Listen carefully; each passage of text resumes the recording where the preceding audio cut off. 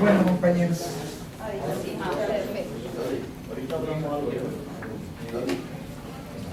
Vamos a disponernos a iniciar.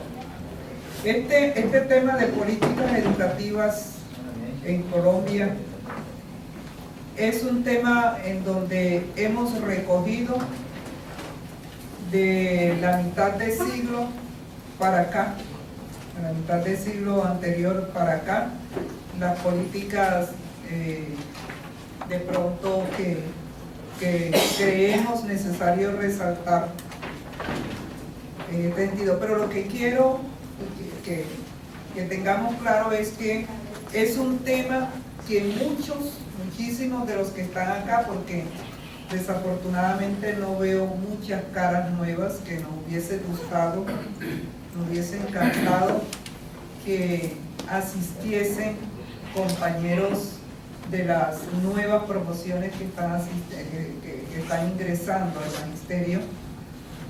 Veo muy pocos, y es importante que en eventos como este los compañeros estén.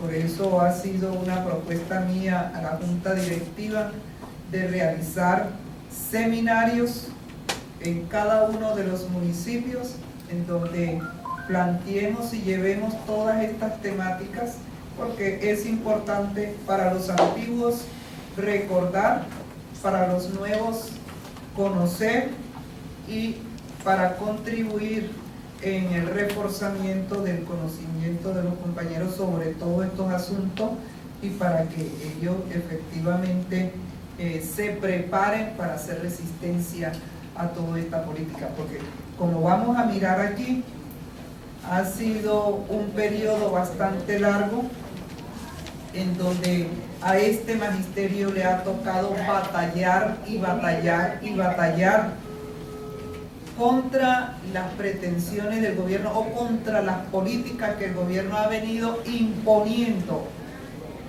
en el sector educativo, pero que después ven ustedes que fácilmente se lava las manos y dice que no, que los responsables de todo el caos y todo el desastre son los educadores, e ignoran por completo la inmensa responsabilidad que de fondo tiene el gobierno nacional, que es quien impone las políticas.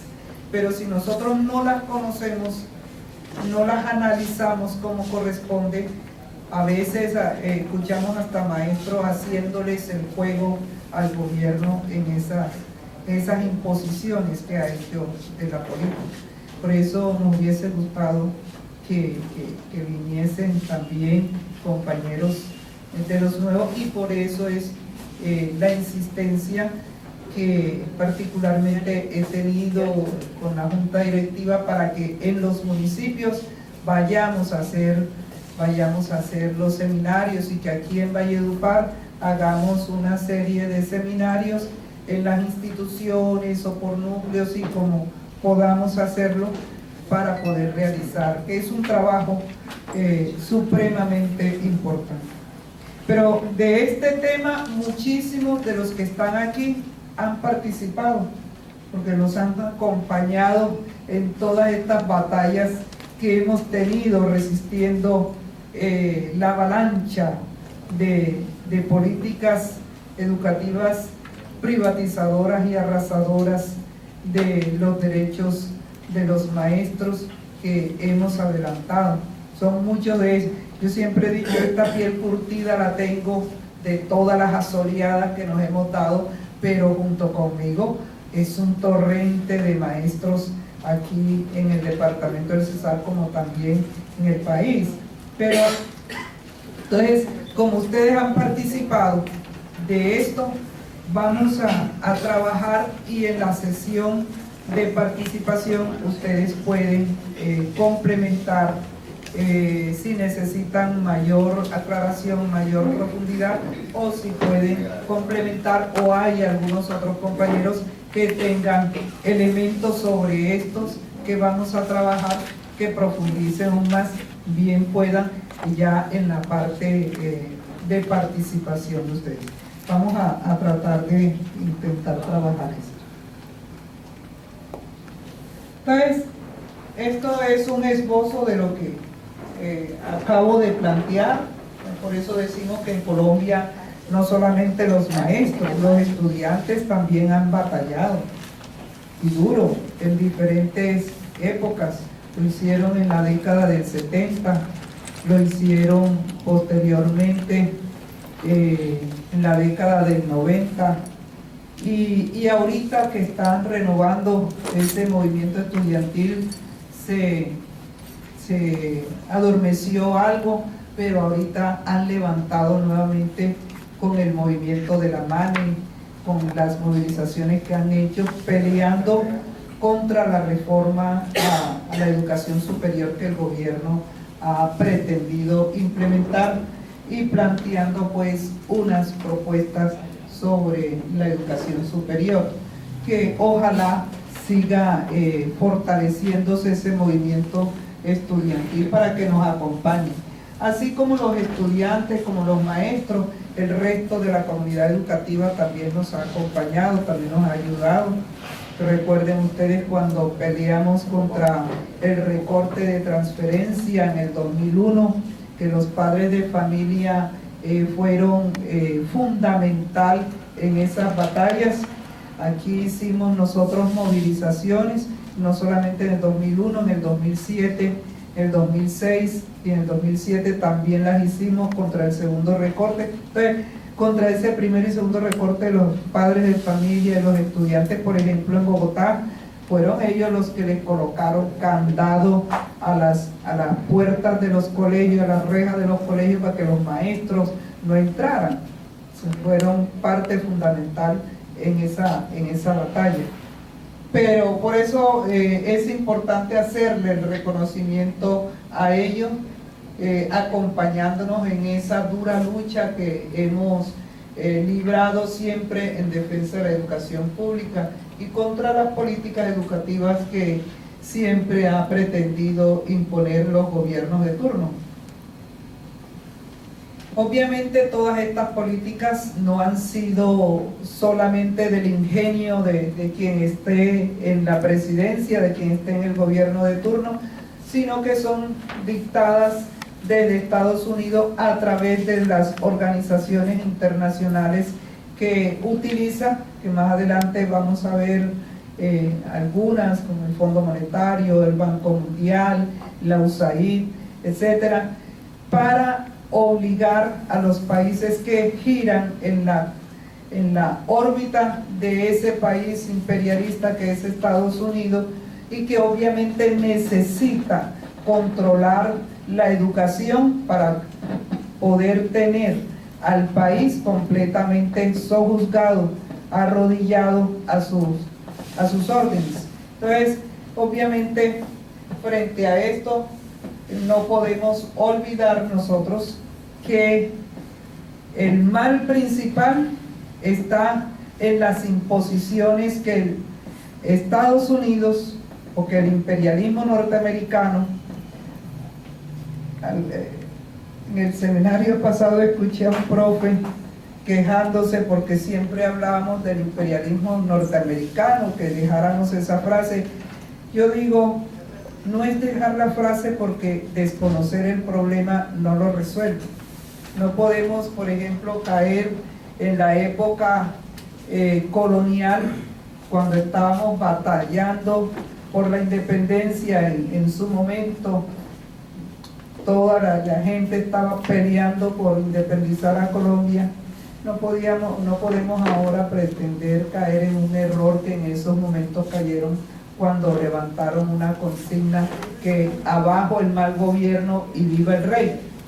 Es como si ahora nosotros simplemente dijéramos abajo el mal gobierno y viva Santos y viva Estados Unidos.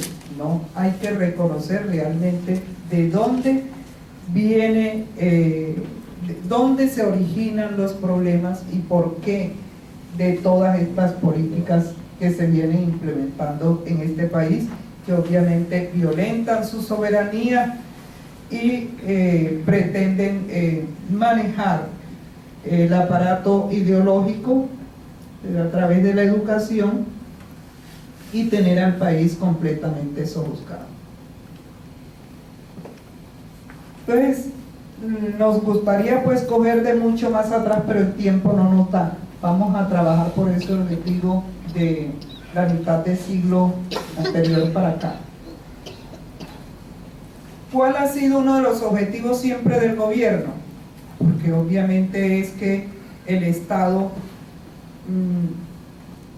saque el cuerpo a la obligatoriedad que tiene de atender la educación, de financiar la educación, de responder por la educación para toda la población colombiana.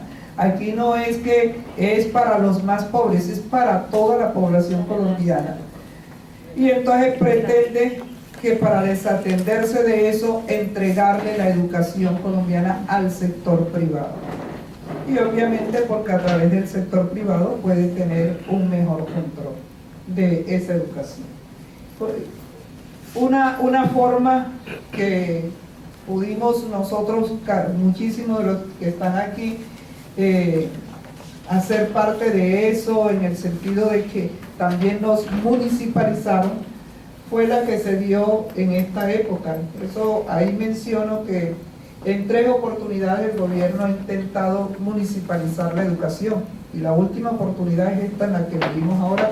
Pero por ejemplo, Belisario Betancourt y con su ministra que tuvo Doris Eder de Zambrano, lo hizo. Virgilio Barco y el ministro Manuel Francisco Becerra con la ley 29 de 1989, que todos quedamos completamente municipalizados y que esta educación se parcelizó en cada uno de los municipios, que nos tocó batallar duro contra eso. Esta ley 29 obviamente estuvo contra la descentralización a nivel administrativo y trasladó a los alcaldes el nombramiento de los educadores, pero se los trasladó sin el control financiero. Es decir, le dijo a los alcaldes: usted nombre y usted responda por la planta de educadores en su municipio, pero no así le dio los recursos para que pudiera atender esa planta. Y no solamente fue la nómina, sino todas las obligaciones en el sentido del funcionamiento de las instituciones educativas, cuando los municipios realmente son entidades que financieramente son débiles y no tienen un aparato económico con tanta fortaleza para poder resolver los ingentes o las ingentes necesidades de la educación en cada uno de los municipios. Pues eso lo hizo Virgilio Barco con su ministra, y esa ley 29 del 89 funcionó, trabajó, manejó este sector educativo, y contra eso también batallamos los maestros. El pago de las prestaciones, ya decía, de salarios y prestaciones, continuaba a cargo de la nación, y el ministerio quedó facultado para financiar y organizar, de acuerdo con las entidades territoriales, los FER. Los FER eran los fondos educativos regionales, que en esos momentos eran los que se encargaban de manejar los recursos para financiar la nómina, y era lo que teníamos ahí en esos momentos. Eso logró quedarse a nivel territorial y no a nivel municipal. Bueno, con el proyecto de ley 127 del 93, que también fue otro proceso de municipalización. Pero, bueno, ¿por qué estamos en contra de la municipalización? Ya yo lo planteaba ahorita. La imposibilidad que tienen los municipios de poder financieramente responder por la educación de su municipio. No tienen ese músculo económico para poder solucionar todas las necesidades educativas de esa entidad territorial. La politiquería que reina en cada uno de los municipios. Quienes pasamos por ahí fuimos muchos fuimos víctimas de esa politiquería. A mucha gente la acosaban, la trasladaban sin proceso alguno. Había acosamiento a todo nivel para los maestros. Yo cuando esa época trabajaba en el municipio de Codazzi, y recuerdo que esos compañeros maestros del municipio de Codazzi, allá vivíamos con un acosamiento, nos trasladaban de un colegio para otra, de zona urbana a zona rural, es decir, un desastre, un caos administrativo, porque reinaba era la politiquería. Tenías que ser de la órbita del alcalde para que te dejaran quieto y te consideraran y te mejoraran, o pudieran estar por lo menos algo dignamente trabajando. Si no, pues llevabas del bulto, como decimos nosotros. Esa situación. Y bueno, ahí la razón, el altísimo riesgo de arbitrariedad contra los educadores, lo que ya hablamos, y obviamente bajo nivel para dirigir la educación. Sí, no lo hacemos por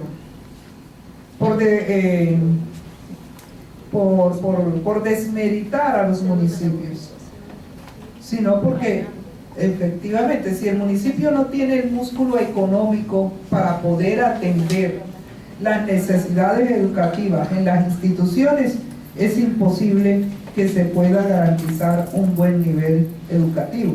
No tiene cómo resolver el problema del mantenimiento de las plantas físicas, sí, de toda la infraestructura educativa del municipio, las dotaciones que son indispensables en las instituciones educativas.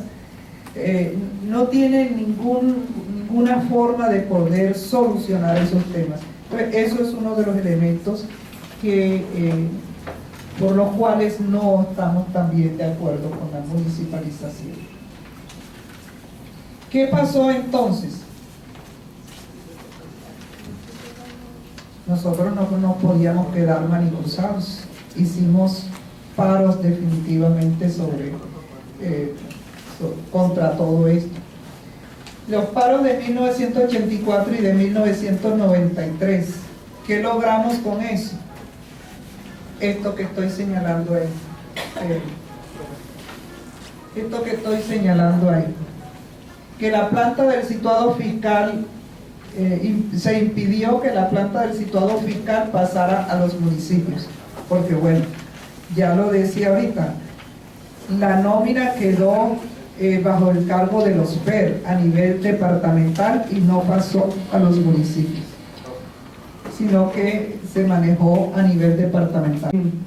En el marco de toda esa arbitrariedad de los municipios para la educación, esto se corría un enorme riesgo, además que acababa con la unidad del magisterio y era un problema enorme, porque sería, el departamento tiene 25 municipios, nos hubiese tocado estar ventilando con 25 alcaldes todos los problemas que generaran esta situación del control de un régimen salarial y prestacional. Entonces en cada municipio, cada alcalde hubiese pagado lo que él considerara de acuerdo a sus recursos y de acuerdo a las condiciones y circunstancias que tuviesen en el momento. Que los alcaldes vincularan a los maestros diferentes a los de sus recursos propios.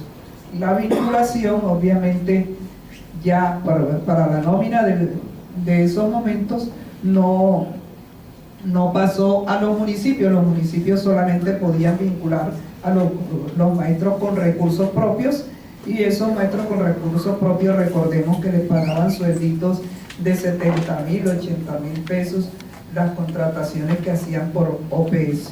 El resto, pues logramos que nos mantuviéramos en la nómina departamental. Dora. Que el currículo dependiera de ellos. Me concede la palabra, ya que llegaste al punto ese, Dora, ahí en ese caso se presentó cuando los maestros fueron nombrados por el alcalde y pasaron al departamento, Míralo, entonces el nombramiento lógicamente tiene que ser municipal, que aparece aquí, que debe de aparecer aquí en la Secretaría de Educación, y aparece nacional. A mí me está pasando un caso muy evidente, que yo, gracias a Dios, hice una licencia en el 78 y tengo derecho a la pensión de gracia. Entonces, por tener el nombramiento nacional que se lo inventaron aquí en la gobernación, entonces a mí me están poniendo problemas. Entonces, ¿cómo se lo gana uno? A través de un abogado. Entonces yo digo que el sindicato haga algo para que eso se corrija. Bueno, profe, ya le voy a sacar un paréntesis ahí, le aclaro eso, pero las intervenciones así las hacemos al final porque no nos alcanza el día. Pero aquí cada quien tiene un caso particular. Para que usted tenga régimen nacional, tiene que, lo establece la ley 91, tiene que haber sido nombrado del 90 en adelante, uno, o haber sido nombrado por la nación, que era antes, pero hoy son los que fueron nombrados del año 90 en adelante, nombrados. Los que estaban con el municipio pasaron al departamento, cuando se hizo la conversión, que pasaron al departamento con el régimen que traían en el municipio. Con el régimen que traían en el municipio, entonces toca revisar ya con detalles esa situación suya, que más adelante con muchísimo gusto lo podemos hacer en otro momento. Bueno, lo del currículo que dependiera de cada municipio. Imagínense ustedes, cada municipio haciendo su propio currículum. No, esto hubiese sido que, por decirlo suavemente, una inmensa colcha de retazos en la educación, y haber logrado que la educación no se convirtiera en una mercancía en esos momentos.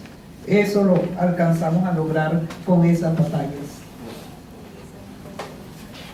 Propósito municipalizador: la Constitución Política del 91, que fue impuesta en el gobierno de César Gaviria, obviamente ya Gaviria viene, es el presidente que empieza con el modelo neoliberal.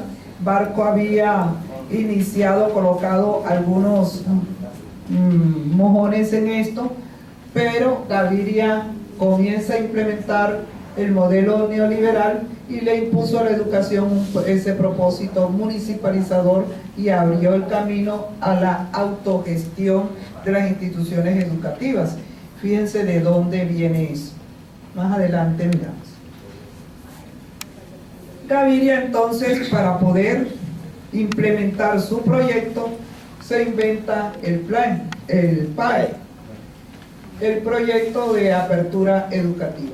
Esta es una política trazada a inicio del año 90 con el argumento de la pobreza de la economía nacional. Siempre ha sido el argumento en el país para poder implementar e imponer las reformas educativas y las políticas educativas. Entonces acomoda al país a una educación pobre para pobres, inútil obviamente para el desarrollo del país. Sí, argumentando que el país no tenía muchos recursos, pues entonces la educación toca hasta donde llovió, se hizo barro. La prioridad de la educación neoliberal se traduce en educación como empresa de producción. Sí, ¿cuáles son los pilares de esta educación neoliberal? La educación como empresa de producción, todavía lo vemos, como mercancía, como servicio domiciliario, como técnica administrativa, como capital humano sujeto a la ley de la máxima ganancia capitalista. Eso es lo que rige la política neoliberal en educación. Pero este magisterio obviamente no se queda manicruzado. ¿Qué hicimos? ¿Qué planteó el magisterio?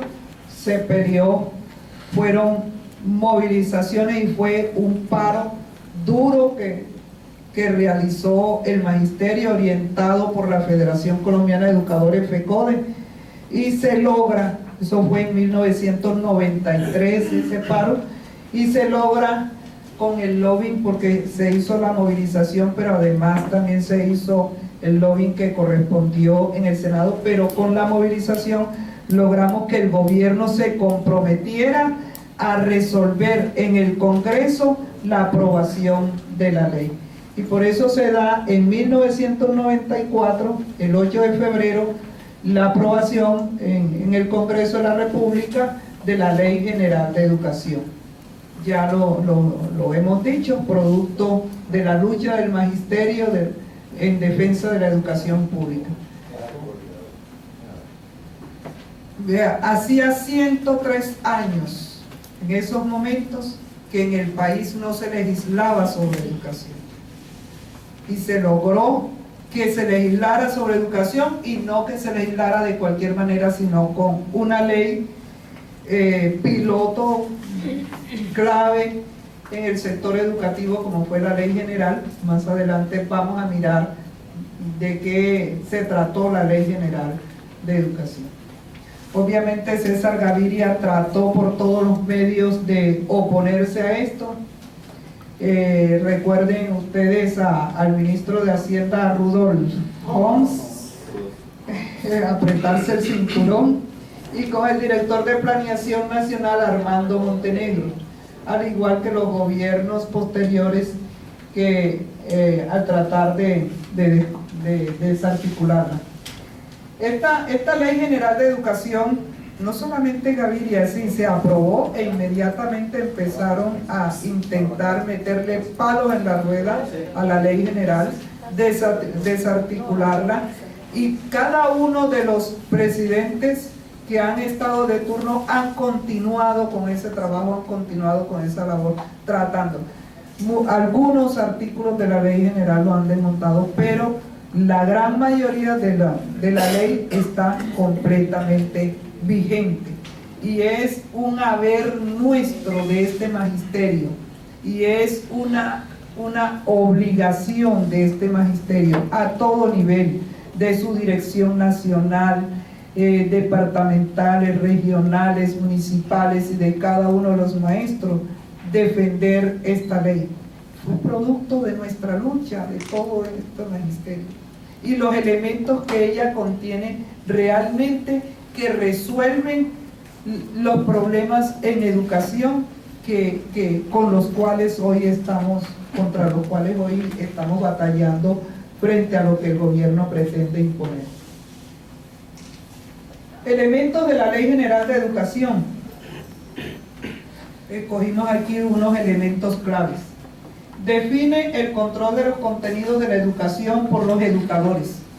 Aquí en Colombia, miren, la Constitución de 1886 le da el control de los contenidos de la educación a la Iglesia.